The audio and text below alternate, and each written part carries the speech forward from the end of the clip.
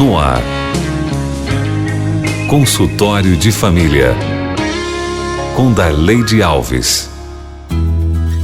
Que bom, mais uma vez, chegar até você aqui na nossa Novo Tempo. Muito obrigada pelo carinho da sua atenção, pela sua confiança aqui na programação da Novo Tempo, pelo carinho e resposta ao consultório de família. É sempre um prazer ter você aqui com a gente. Muito obrigada, viu?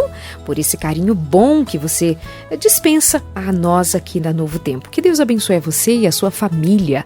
Na semana passada, nós tratamos aqui de um tema muito, mas muito especial. E a repercussão foi tão grande, as pessoas trouxeram tantas dúvidas, tantas questões envolvendo o tema oração e culto em família, que nós decidimos dar continuidade a esse tema de hoje.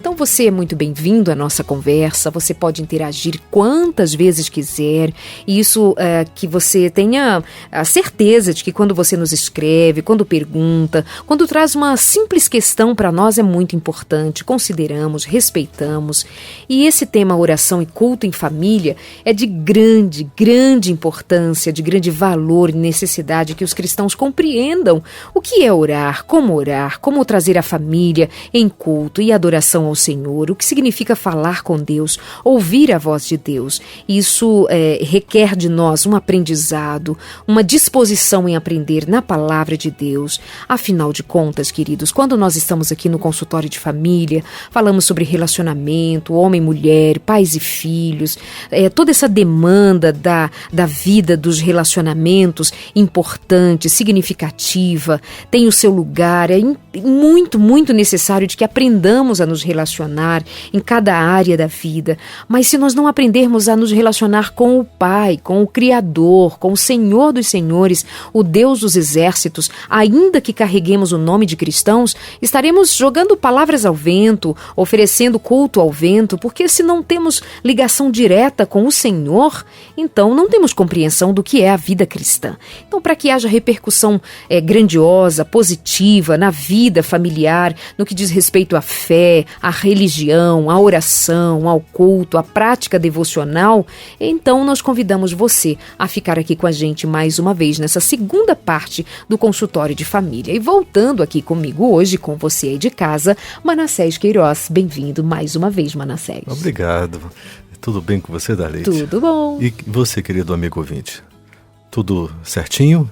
Tá bem com Deus? Espero que você esteja muito bem com Deus. Que ótimo! Manassés, nos surpreendemos, de certa maneira, com a resposta imediata dos ouvintes na semana passada, querendo saber mais a respeito de orar. Então, acho importante nós recapitularmos um pouco para o público que não estava com a gente naquele dia. Sempre tem gente nova, né?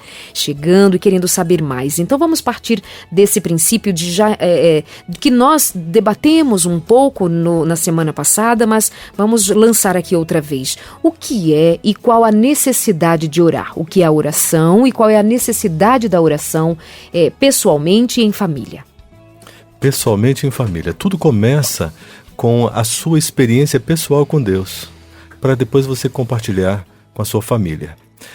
Sobre a questão da família, algumas pessoas perguntam quanto tempo seria o ideal para um culto em família, não é? Quanto tempo? Na minha opinião, não precisa passar de 24 horas no dia. É suficiente. É suficiente, mas não precisa. O que eu estou querendo dizer com isso? O culto ali em família é só um start, é só a celebração do início de um dia inteiro na presença do Senhor. Mesmo que os filhos estejam na escola, o pai está lá no trabalho, a mãe também está no trabalho ou está em casa, etc. Mas a família está espiritualmente unida, a família está orando sem cessar, a família está reunida de forma espiritual, ainda que fisicamente estejam separados durante aquele dia, mas estão vivendo experiências espirituais, estão pensando em Deus, desenvolvendo as atividades, estão, experimentando e colocando na prática os ensinamentos bíblicos, e quando se encontram no final do dia, é celebração, continuidade do culto, celebração. né? O filho vai contar para o pai qual foi a experiência que ele teve com Deus, a mãe vai contar para o marido vai contar, sabe, para a filha, etc. Então é um clima especial. E dentro desse clima especial, Darleide, não tem muito espaço, muito tempo, não sobra muito tempo para a família gastar com novelas, gastar com jogos eletrônicos, gastar com seriados, filmes, gastar com essas coisas. Não tem muito tempo para isso, porque o tempo todinho é para conversar, é para interagir, para brincar, para recriar, que é diferente de você simplesmente fazer aí gastar um tempo aí para você se divertir, do que uma diversão qualquer. A recriação ela é educativa, ela é gratificante, há uma troca de amor, há um companheirismo, onde o significado da vida se estabelece realmente no seio da família. Uhum. Então, para mim, 24 horas está bom para um culto familiar. Não precisa passar de 24 horas, tá bom? No outro dia você começa de novo. Mas tem que partir realmente, despertou. Quando você se desperta para o dia, você já se desperta com Deus. Primeiro pensamento, primeiro sentimento, você já coloca em Deus imediatamente e já se levanta conversando com Ele, vai ao banheiro, volta, se ajoelha, vai tomar água, sabe, está conversando com Deus, se ajoelha de novo e está conversando com Deus e o tempo todo conversando com Deus. Sabe, não há nenhum segredo nisso. E o culto, propriamente dito, assim, no que diz respeito ao uso dos elementos de um culto, palavra, como pode ser a sugestão de um culto pela manhã? Então, essa introdução aí, não é? Ela precisa... Bom, qual a idade das crianças? São pequenininhas? Você tem que respeitar, né, essa realidade. Elas são bem pequenas, então elas precisam aprender muito a amar a Jesus, a gostar das coisas de Jesus. Então você tem que ser criativo. Você não precisa gastar, neste momento, muito tempo. Alguns minutos são necessários para você fazer essa introdução, porque isso vai durar o dia todo, tá certo? Claro que algumas coisas, né, mudam, vai para a escola, tá, etc., mas você ensina o seu filho a dar continuidade nesses pensamentos, nesses sentimentos. Você vai gerenciar isso, você vai motivar, dando o seu próprio exemplo. Então você tem aquele momento gostoso da oração, incentiva-os a orar, valorize muito a oração que eles fizerem, tá certo? E depois você abra ali a sua Bíblia. Você pode ensinar, você pode dar uma história bíblica, você pode ler um verso e fazer uma aplicação, já para eles irem aprendendo como que nós usamos, né, a palavra de Deus como fonte de ensinamento, de repreensão, de crescimento espiritual, de amadurecimento. Então você ensina os seus filhos a fazerem aplicações espirituais daquilo que eles estão lendo. Você entende? Então eles vão desenvolvendo uma intimidade com a Bíblia nesse momento. E que vai durar o resto da vida, eles vão crescer muito nisso, né? Cante um hino, isso é muito gostoso, muito prazeroso. E é só o start para uma experiência que não deve parar mais. Algumas famílias dizem o seguinte: pronto, já fiz aqui o culto e tal, já cumpri essa tarefa, resolveu, pronto e tal, e parece que muda de canal. Agora pode tudo. Mamãe, posso colocar naquele desenho? Primeiro nós temos que fazer o culto. Nós não fizemos culto ainda. Ah, mamãe, eu quero assistir aquele desenho. Primeiro vamos ter que fazer o culto. Olha que coisa chata. Ficou muito chato isso. Não é? Ele vai odiar o culto. O culto ali é só para cumprir um programa, porque o interesse dela está no desenho. Olha que concorrência. Você entende? Nós, como pais, nós temos que parar e repensar as coisas. Nós estamos conduzindo os nossos filhos para que caminho? Para os braços do demônio? Não adianta fazer cultinho desse jeito. Nós temos que ensinar os nossos filhos a iniciar um culto e não parar mais. Alguém pode estar pensando, mas é muito radical, porque você está dizendo que ainda não pode mais nada. Eu falei assim, olha, pode tudo. Com Deus pode tudo. Com Deus, tudo que é puro, santo, perfeito, agradável, verdadeiro, justo, honesto, tudo que lhe conduz a um alto padrão moral, ao amor, alegria, contentamento, relacionamento, felicidade, pode tudo. Filipenses 4:8. Pode tudo que vem de Deus, porque produz vida. Agora, aquele que produz morte, aí realmente não pode não. Ou pelo menos não deve, né? É o conselho. Não Essa é a deve. questão. Existe um jeito de orar? Nós estamos recapitulando o que dissemos em parte da semana passada. Existe um jeito de orar?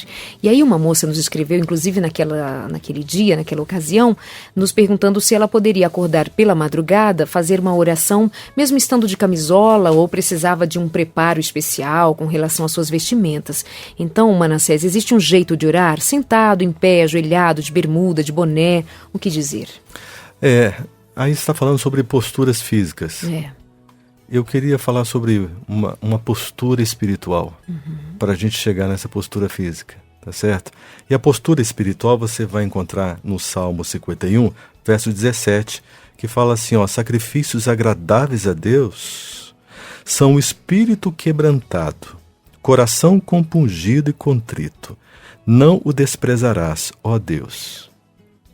Então, quando eu entro numa oração para falar com Deus, e entro com esse espírito aqui, né, com essa atitude, um coração compungido, contrito diante do Senhor Deus, disposto a se render à vontade dEle, humilhado, quebrantado, esse o Senhor Deus não o desprezará. Então, essa é a postura espiritual que eu devo entrar numa oração. Aqui está. Agora, de acordo com as minhas condições, o que será compatível com isso? Eu estou dirigindo? Infelizmente eu não posso orar porque agora eu estou dirigindo. Não. Você está dirigindo, está falando com Deus. Né? Eu estou aqui tomando banho, não posso conversar com Deus agora porque eu estou tomando banho. Não, pode sim. Você pode bater papo com Deus e Deus tem falado muitas coisas no meu coração no chuveiro. Coisas lindas, preciosas. E agora, você tem um momento que você pode se ajoelhar, colocar o seu rosto em terra, que você pode expressar todo o seu louvor, toda a sua adoração. Você pode, por meio de gestos também, além do coração, que é o mais importante, mas por meio de um gesto, para enfatizar realmente a sua rendição diante do Senhor Deus, você coloca a testa no chão, isso é muito precioso, isso é de um significado muito, muito profundo, muito forte. Compreende? Então vai depender de onde você está, com quem você está, do jeito que você está, as condições que você está. O que é o principal é essa forma do coração, espiritual. Não é a forma física, essa condição com Deus, essa atitude. Seria uma palavra melhor, essa atitude perante o Senhor Deus, o Todo-Poderoso. E essa atitude de um coração quebrantado vai proporcionar com que, em muitas ocasiões, o meu corpo, a minha mente, queira corresponda fisicamente... a essa linguagem. Exatamente. Isso. Queira fisicamente se entregar dessa maneira. Igual Exato. quando você sofre um assalto, né? Você sabe dessa experiência, mãos ao alto, né? Você se rende para o indivíduo. Então, o corpo fisicamente diz muita coisa, né? Nós falamos com o corpo o tempo inteiro. E espiritualmente, no mundo espiritual, isso também se dá, né? Sim, do coração para o corpo, e não do corpo para qualquer outra coisa. Mas o corpo, ele é uma linguagem, ele tem a sua linguagem própria, né? Então, muitas vezes, quando você está sentindo e esse corpo reage, responde. Então, mas é de dentro para fora. Manassés, o que acontece no mundo espiritual enquanto estamos orando, cultuando a Deus? O que acontece? Esse mundo espiritual é sugestivo, inclusive, dizer dessa maneira.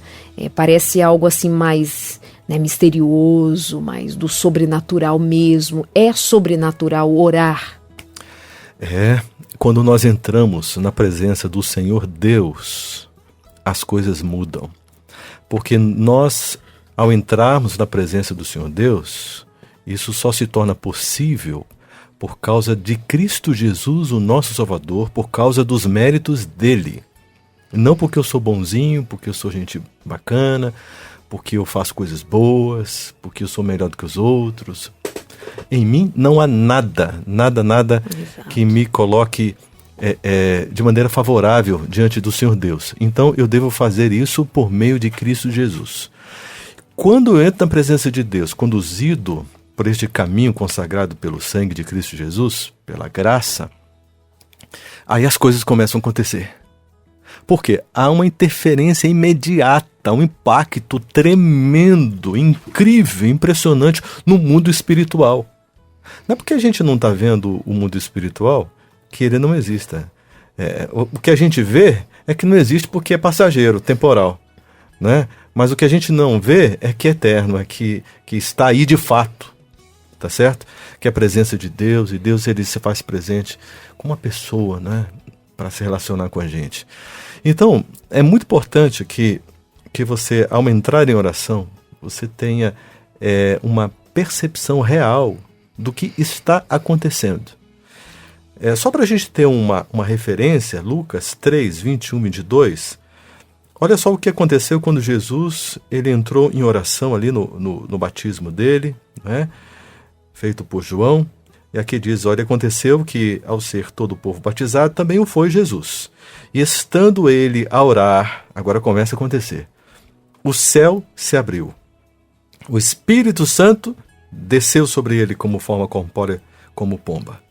E ouviu-se uma voz do céu, tu és o meu filho amado, em ti me comprazo, ou tenho prazer e alegria.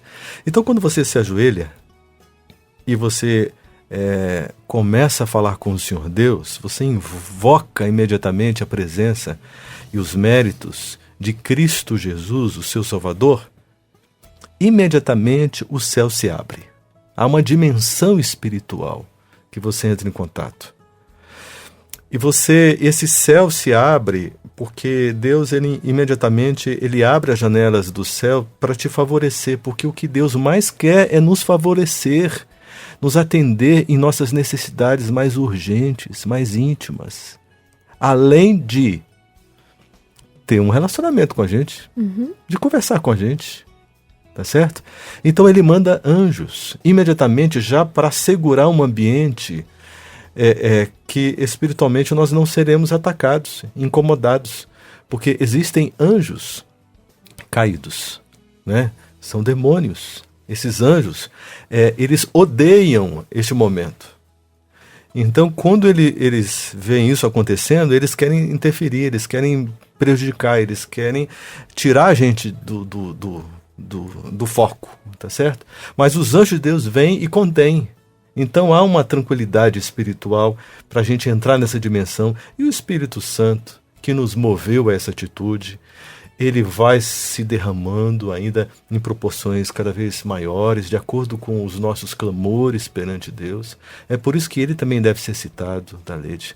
Nós devemos pedir ao Espírito Santo que se derrame sobre nós como chuva forte, né? Como chuva de luz para nos dar lucidez, como chuva de glória para se fazer presente em nós, como chuva de amor, Romanos 5,5 você encontra isso, é ele que derrama o amor no nosso coração, como chuva de poder, né? Atos 1, verso 8, para nos capacitar, para a gente dividir, compartilhar essa experiência tão linda com outras pessoas. E ele vem para nos encharcar dessa chuva maravilhosa. Então, quando a gente ora, Darleide, as coisas acontecem, o mundo espiritual se arregimenta em nosso favor, o diabo fica louco, ele fica desesperado, porque nós não vamos ficar na mão dele, nós não seremos objetos do plano que ele traçou para o nosso dia, tá certo? Nós entraremos sim no reino de Deus, preservados pela justiça de Cristo, Mateus 6,33. E as outras coisas nos serão acrescentadas e será uma experiência gratificante. Como foi mesmo aquele episódio em que Daniel ora e só depois de 21 dias chega a ele a resposta final, porque naquele período houve batalha, né? Então, no mundo espiritual, a batalha. No mundo espiritual, a guerra. Tremenda guerra. Darleide, nós precisamos ter essa consciência. Às vezes a gente tem um problema na vida e tal, e eu tô orando, e parece que não tem nada acontecendo, eu tô orando e não vejo o resultado das minhas orações. Sabe, não vai ter não. Não é assim que se batalha. A batalha espiritual, ela deve ser praticada com os armamentos espirituais. Você vê lá em Efésios 6, né? As armaduras do Espírito. Você vê o poder da oração, da espada que é a palavra de Deus, né? A proteção toda que a gente deve ter para a mente, para o coração. Muitas vezes a pessoa entra numa batalha espiritual de qualquer jeito.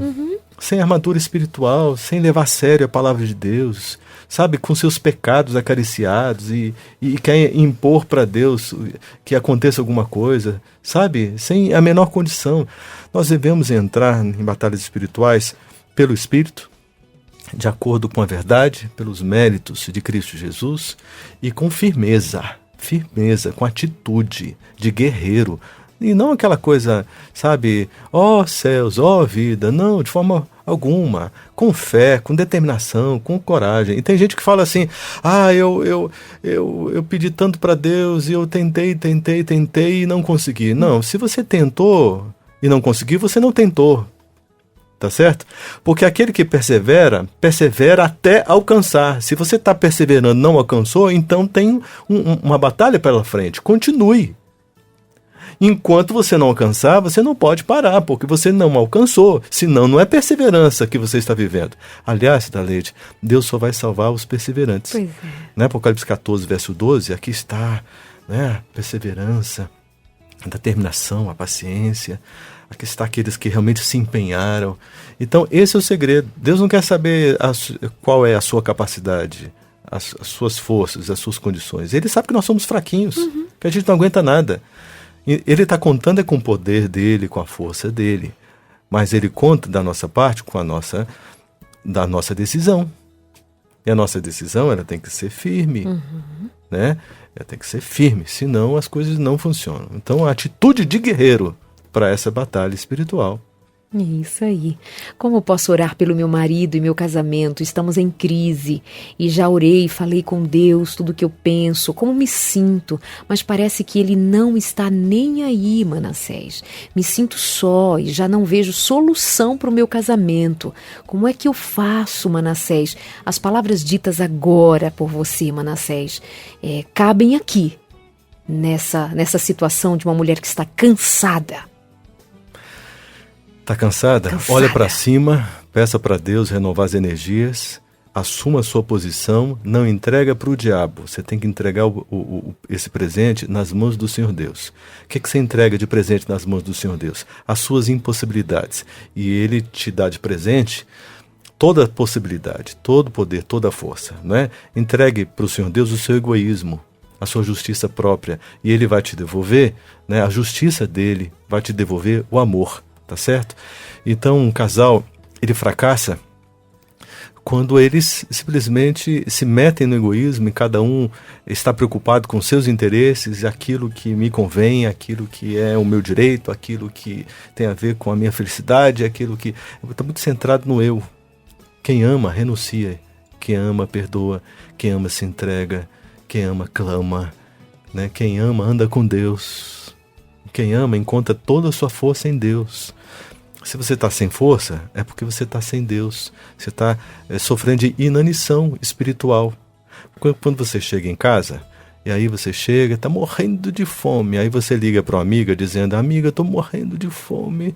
Acho que eu vou morrer de tanta fome. A amiga vai dizer assim para você, então coma. Tem comida na sua casa? Tem, mas eu não sei, estou tão fraca, tanta fome que eu não sei se vou reagir. Amiga, por favor, abra a geladeira e coma. O que estiver na frente você coma.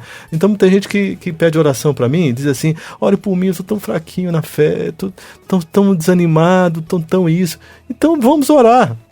Eu já pego a pessoa, já ajoelho com ela na hora, falo assim, olha, você vai fazer a primeira oração, porque você precisa treinar, e eu vou fazer outra oração com você. Está morrendo de inanição espiritual e está faltando o quê? Tem que ter atitude. Se ajoelha, clame, ore ao Senhor, busca Deus, se fortaleça, senão vai morrer mesmo. Se não comer, vai morrer. Você entende? Então isso falta. Desânimo tem a ver com ser o contrário de cheio, né? Então, se tá o desanimado, ele está vazio, é isso. Ele não está entusiasmado, que tem a ver com ser cheio de Deus, né? Está sem fé.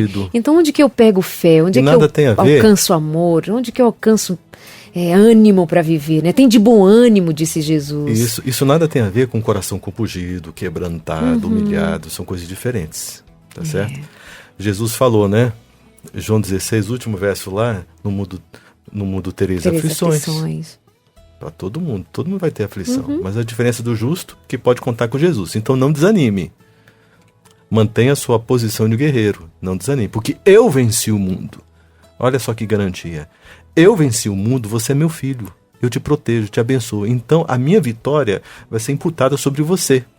Você vai vencer por causa de mim. Com o meu poder. Eu venci o mundo. Então, erga a sua cabeça e siga avante e creia que há um Deus que é onisciente, onipresente, onipotente, está te amparando sob a sua sabedoria, né? Então, olha, nós não temos nenhum motivo para esmorecer, a não ser que nós percamos a fé, nos distanciemos da fonte, do poder, do amor, das virtudes espirituais. Aí realmente fica complicado. Mas nos achegando a Deus, nos manteremos fiéis e, olha, pode acreditar. Se é de forma instantânea a resposta, ou por meio de um processo, a curto prazo, médio ou longo, não importa. O que importa é que é um Deus que atende, que socorre, e Ele age de forma perfeita, de sorte que a salvação e todos os benefícios são incalculáveis. Esse é o seu consultório de família. Hoje, mais uma vez, dando continuidade à conversa da semana passada, temos a presença do Manassés Queiroz, escritor, conselheiro bíblico aqui na Novo Tempo, chamado por nós aqui para nos ajudar na compreensão de um tema tão necessário, oração e culto em família. Nós vamos para o nosso rápido intervalo e já voltamos com você aqui na sua Novo Tempo. Consultório de Família, com Darleide Alves.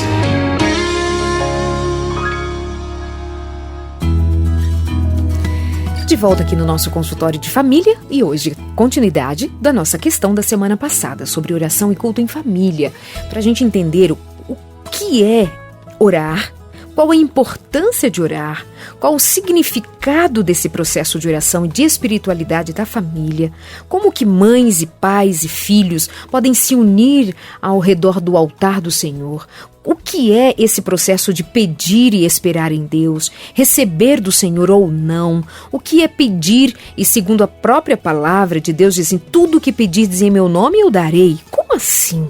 Aí tem gente que diz assim, eu estou pedindo e não vem, não acontece. Ora, bolas, o que será que acontece nesse universo, né? Bom, vou aproveitar aqui uma pergunta que chegou pra gente. Você aí de casa sabe que pode entrar em contato conosco também. Eu te convido para nos acompanhar aqui no nosso canal no YouTube. Fique muito à vontade também. Mande a sua perguntinha quando o seu coração pedir, tá? Faça isso aqui conosco, será sempre muito bem-vindo. E aí chegou uma questão de uma mãe que traz uma questão envolvendo um pedido feito pela sua filha. É que na escola a sua filha ouviu da professora a respeito de pedir a Deus, né, o que quer, fazer pedidos a Deus. E uma das coisas que a filha dessa mãe que nos escreve aqui, uma coisa que ela quer muito é ter um cachorrinho. Então, Manassés, se tudo que pedimos a Deus no nome do Senhor, Ele dá, pelo menos é o que está escrito, aquela mãe pergunta, o fato de a minha filha estar orando para ganhar um cachorro, e Deus não tinha dado o cachorro ainda, e eu fico agora em dúvida com relação a isto, fiquei sem ação, minha filha está pedindo um cachorro, e pelo jeito, né, Manassés, ela não quer dar o cachorro para a menina. E se a mãe não der o cachorro, ela pensa, a menina vai ficar frustrada em orar e não receber o cachorro. Ok. Olha só, tem algumas coisas lindas aí para a gente entender. A primeira coisa é a seguinte. É fácil você oferecer para o seu filho, a sua filha, uma experiência religiosa. É muito fácil, muito simples. Basta ir à igreja, vai lá, vai adorar, cultuar, etc. Volta para casa, tudo, ok? É muito fácil. Mas essa experiência não forma nenhum cristão autêntico, genuíno. Essa experiência não vai segurar o seu filho nos braços de Deus, se ficar somente nessa experiência. Há uma experiência que você precisa trabalhar com o seu filho, que é a experiência espiritual. Enquanto o seu filho não tiver uma experiência pessoal com Deus, ele não vai ter condições de crescer espiritualmente. Agora, entrando na história aí dessa professora, dessa mãe, a professora propôs para essa menina uma experiência com Deus. Isso é muito sério. E a menina agarrou-se a esta oportunidade. A mãe, né? E me desculpe se a minha leitura não está sendo tão correta, a mãe está vacilando um pouquinho na sua própria experiência espiritual, quando ela não está entrando nessa batalha com a filha, buscando essa resposta de Deus, aplicando juntamente com ela a sua fé. Aí que o pai e a mãe devem ajudar o filho. Não é? Existe um desafio, o filho entrou em oração, você tem que entrar em oração junto com o filho, tem que pagar o preço junto com o filho, tem que dividir a fé com o filho. Não é? E você, mãe, que está com a sua filha fazendo oração, pedindo um cachorrinho, entra com ela nessa batalha. Se a sua filha se frustrar, até mesmo por causa da sua incredulidade, da sua participação assim, um pouco, sabe, vacilante, sem muita consciência do processo, você pode dar uma mensagem para sua filha terrível. Deus não ouve a sua oração. Não é? E eu também não acredito muito que Deus possa ouvir um tipo de oração assim. Deus, ele ouve as orações. Você pode acreditar. Você tem que entrar nessa batalha com a sua filha e ora e diz: filha, nós vamos aguardar esse cachorrinho. Deus vai mandar esse cachorrinho. E persevera. E você, em particular, pague um preço. Jejum, clame a Deus e diga: Senhor, a minha filha, ela precisa ter uma experiência contigo. Se a minha filha, ela ora hoje e o Senhor não responde, como vai ficar? Mas como eu sei que o Senhor responde todas as orações, eu estou aqui clamando pela minha filha. Tenha piedade, tenha misericórdia. E aquele texto da Leide que fala que tudo que nós pedirmos, nós receberemos. Agora eu quero chamar a atenção para um outro aspecto. João 15, verso 7. Você encontra essa frase. Mas antes dessa frase, diz assim, ó: se permanecerdes em mim, primeira condição, e as minhas palavras permanecerem em vós, segunda condição, pedireis o que quiserdes, e vos será feito. Então, se você é uma mãe piedosa, que guarda os mandamentos de Deus, tem a fé de Jesus no seu coração, e tem a fé em Jesus também, você que permanece ligado à videira e tem experiências com Deus, você que tem a palavra de Deus entronizada no seu coração, tudo que você pedir estará na sintonia de Deus, será motivado pelo Espírito de Deus e não por um espírito de egoísmo, um espírito equivocado. Não, mas você estará com os sentimentos de Cristo no coração. E uma vez vivendo essa realidade espiritual, sabe, tudo irá acontecer. Tudo, absolutamente tudo. Porque tudo que você estiver pedindo partiu do Espírito Santo ao seu coração. E não partiu da carne, mas partiu do Espírito. E tudo que parte do Espírito se realiza, porque Deus é bom, misericordioso. E Ele quer dar tudo aquilo que conduz à vida. Então capricha. Capricha na fé. Capricha na fé e entra firme mesmo aí nessa experiência que você não pode perder. Porque deu a impressão, né, Manassés, que a situação vem assim: meu Deus, a minha filha está pedindo um cachorrinho, mas ela não vai ter um cachorrinho, porque eu não vou dar. Né? Dá a impressão que ela quer socorrer a fé da filha, socorrer e amparar, mas, ou mesmo que ela esteja disposta a dar, mas meu Deus, não é Deus quem está dando, sou eu. Não sei, parece realmente muito confusa a situação da mãe em relação à fé e a pedir e a confiar em Deus, com medo de que a filha se frustre, como se Deus não fosse atender mesmo. Eu sei que a minha filha vai se frustrar, né? O que é mais importante? É você receber um cachorrinho e adotar mais um filhinho aí, um ente querido da família, ou permitir que a sua filha experimente de verdade uma experiência com Deus. Gente, a gente brinca, né, da compreensão da fé. Agora, existe... Porque, sei lá, se não chega uma vizinha um dia desse e fala assim, você quer um cachorrinho? Sei lá, se chega um Sim. parente, outro dia assim, dá de aniversário, um presente, um cachorrinho, e foi Deus quem providenciou isso pra menina. Eu conversei há pouco dias com a família.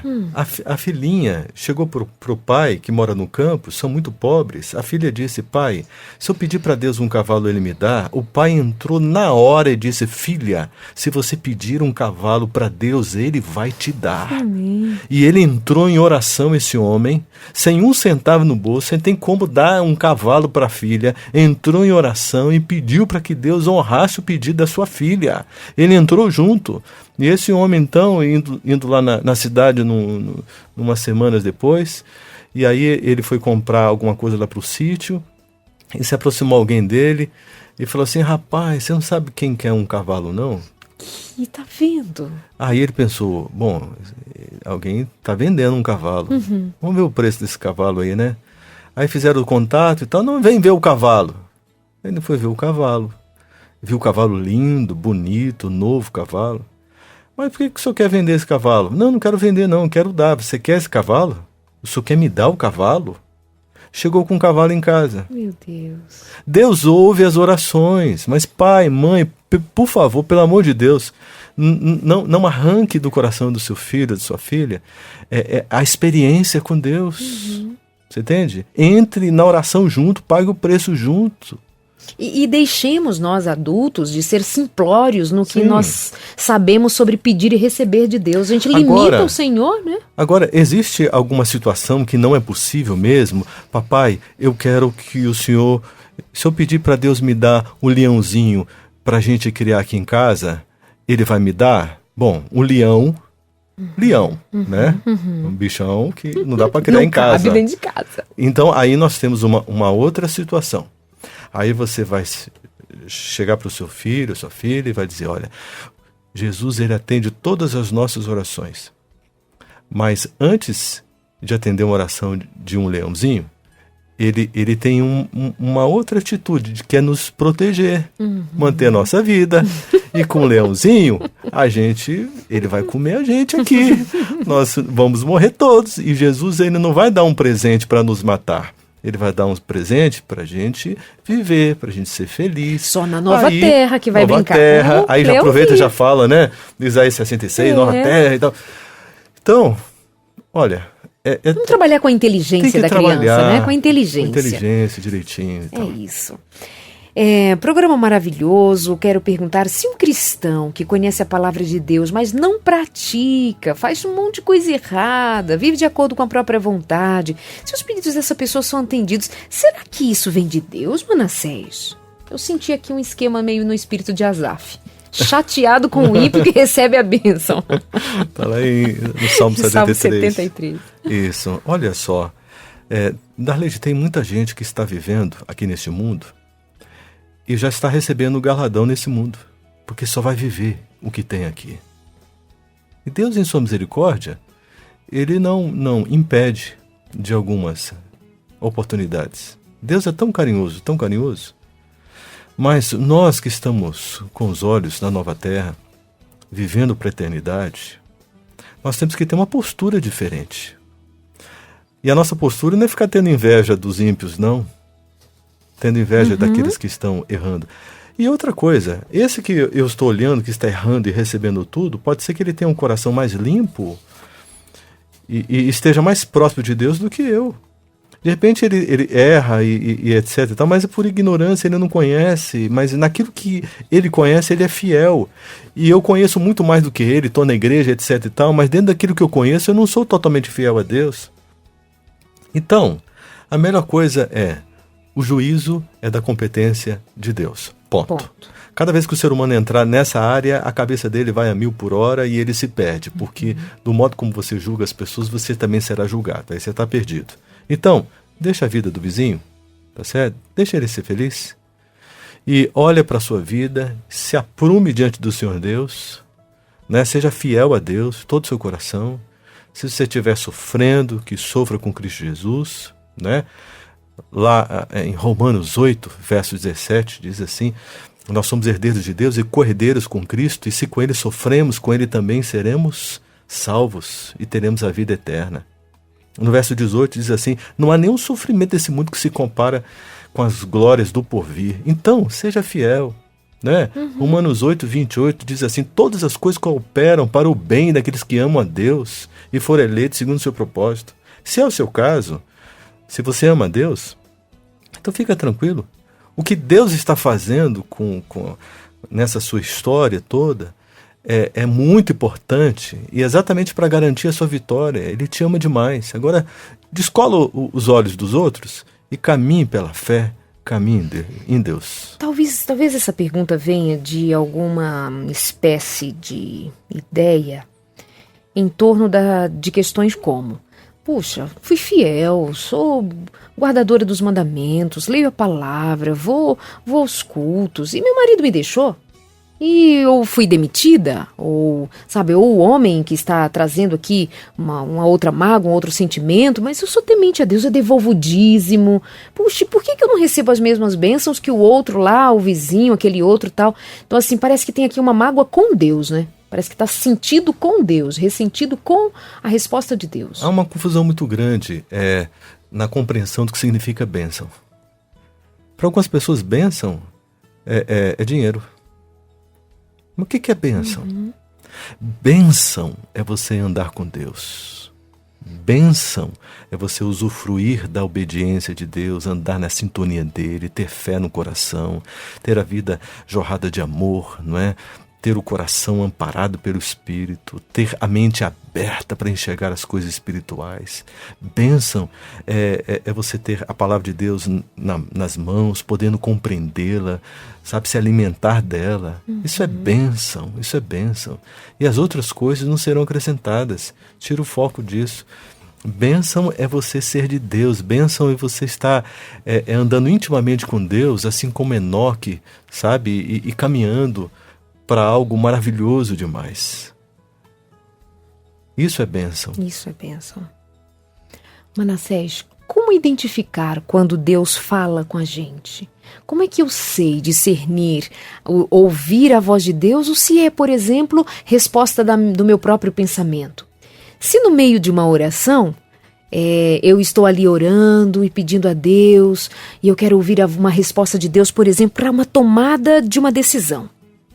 Então, para tomar uma decisão, aí em algum momento me vem ali um relance de uma resposta e eu penso: mas será que essa é a minha vontade?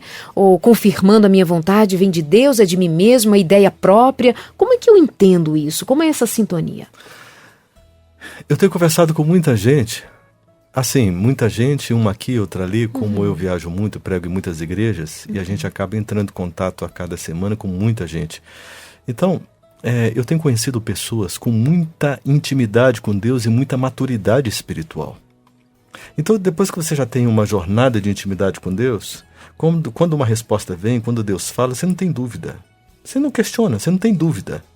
Mas você que é principiante, está começando uma jornada com Deus e ainda não sabe exatamente quando é a voz dele, quando é coisa da sua cabeça, por exemplo, alguma coisa assim, e você está inseguro, primeiro, invista ainda mais na sua intimidade com Deus e saiba que existe uma coisa muito especial. Deus, ele compreende os nossos limites, as nossas limitações. Ele é misericordioso. Então, se eu achei que alguma coisa veio de Deus, mas eu tenho dúvida, peça mais sinais para Ele. Peça para Ele lhe dizer mais coisas. E entre numa comunhão com Ele, faça jejum para limpar os canais da sua mente. Não é? E persevere até que o Senhor Deus lhe dê toda a garantia, toda a segurança de que é Ele que está falando. Não aconteceu isso com um discípulo de Jesus, um chamado Tomé? Ouviu tantas coisas, tantas testemunhas, os próprios discípulos ali viram Jesus, aquela coisa toda, e ele disse: só acredito se eu ver, se eu colocar o dedo nas feridas dele. Se não acredita, está todo mundo ficando doido, não é possível. Mas era uma pessoa sincera, mas tinha uma limitação maior do que os outros. Era o chamado racional, né? Mais racional. Pedro já se lançava logo, acreditava e sabia de cabeça mesmo, mas esse é o tal do racional. Não, eu tenho uma maneira diferente. Jesus apareceu para ele com tanta misericórdia, tanto carinho, não é? E se aproximou dele e disse, toca aqui. Constate, né? Comprove. Pela minha clemência a você, pelo meu amor a você, eu estou aqui para que você possa comprovar. Então Deus, ele é muito misericordioso, muito carinhoso mesmo, tá certo? Manassés, como se dá o agir de Deus na vida de um homem quando é a mulher quem é espiritual? Deixa eu dizer melhor, pensando em vários casos que nos chegam, mulheres que pedem pela transformação do marido ou o marido que pede pela transformação da esposa, para desatar um nó ali naquela situação relacional, conjugal, e o coração daquele homem é muito duro, ou o coração daquela mulher é muito duro, ela é muito teimosa, há muita desavença naquele casamento, muita briga, muita incredulidade, traição, mentiras, o que quer que seja nesse universo do casamento, né? E aí tem um daqueles indivíduos que tem uma certa clareza espiritual e busca a Deus e pede a Deus pelo outro. Como é que eu com Deus consigo perceber o mover do céu para mudar a vida do outro? O que é isso, Manassés? Como é que funciona? É um processo que nem sempre você que está nessa batalha, fazendo esse investimento, você verá. É um processo muitas vezes lento, com muitos conflitos, e quanto mais você ora, mais tensiona, maior se torna a luta para o seu cônjuge. A mulher sábia, ela edifica o seu lar. O homem sábio também edifica a sua casa, tá certo? Então, se você é uma pessoa piedosa e o seu cônjuge não, pague o preço do amor, não é? Ame a Deus sobre todas as coisas, com toda a sua intensidade, e ame o seu cônjuge como a si mesmo. O que significa amar o seu cônjuge como a si mesmo? Significa fazer por ele o que você faria por você. Então, invista na oração, no jejum, clamores, incansavelmente. E só a eternidade lhe dará essa recompensa, tá certo? De repente, a pessoa que está precisando ser salva é você. E nessa busca, nessa intensidade, você se jogando nas mãos, se tornando um tipo de Cristo, um tipo de intercessor que é Cristo Jesus, você tem um crescimento espiritual que, se não fosse esse homem desse jeito, essa mulher desse jeito, você jamais alcançaria um desenvolvimento espiritual tão grande para poder ser salvo, salvar a sua casa, seus filhos.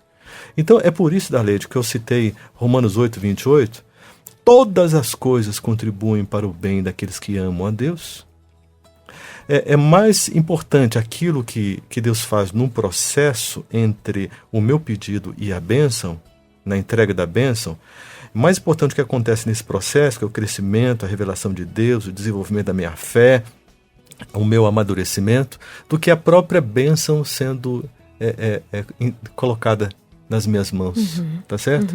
Então Deus, ele se serve de todo jeito, de todas as maneiras para salvar. Mas há influência na vida do outro também por uma vida santificada. Uma influência tremenda. De repente essa influência é tão forte que o outro vive perturbado assim, que ele não tem sossego. Por quê? Porque intensifica a batalha. O Espírito Santo, ele age de maneira mais forte, mais intensa, lutando por essa vida, tá certo? E que se não fosse você, o Espírito Santo não poderia agir com tanta intensidade porque essa pessoa não quer. Mas porque você está pedindo, ele está atendendo o pedido seu. Então intensifique a batalha, tá certo? Imagina o seguinte, você tem uma picareta nas suas mãos, tá? E aí você tem uma tampa de concreto. Dentro está guardado um tesouro.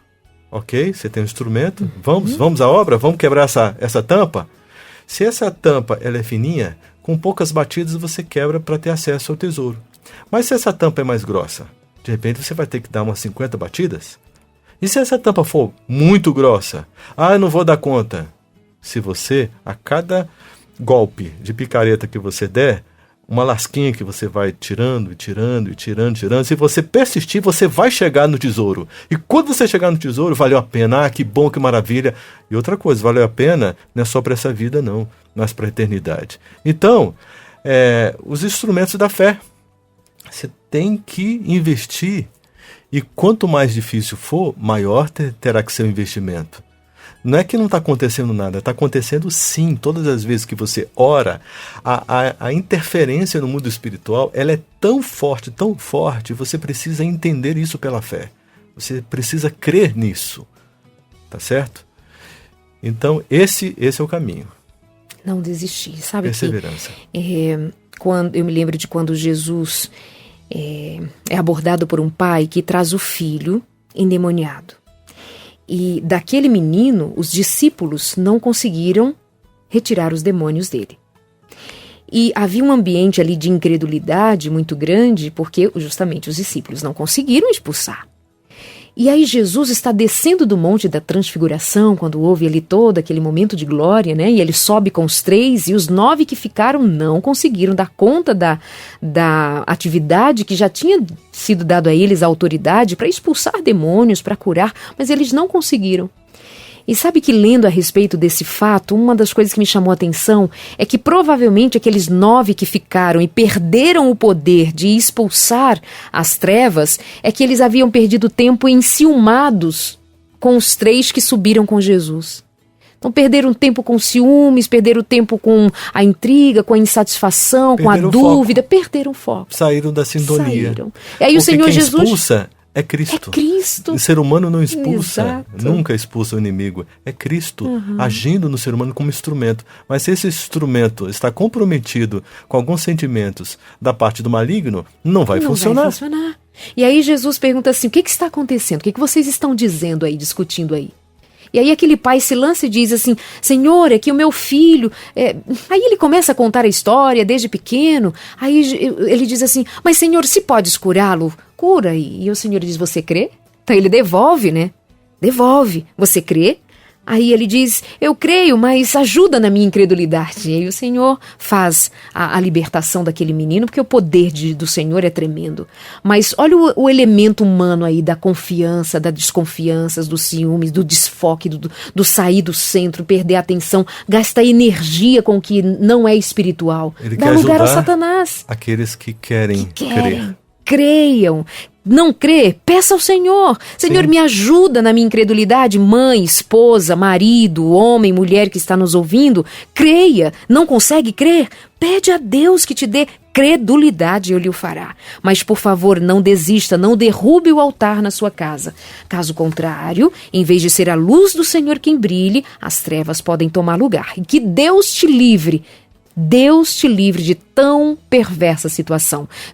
Persevere em oração, persevere em jejum, persevere em conhecer da palavra de Deus, persevere em receber o batismo do Espírito Santo. Abençoe a sua casa, a sua vida, em nome do Senhor. Manassés, muito obrigada. Deus é contigo. É um prazer. Obrigada. Igualmente. Amém. Bom dia a todos e até a semana que vem aqui no Consultório de Família. Pratique a sua fé. Tome as armas da espiritualidade. Deus é contigo. Até lá.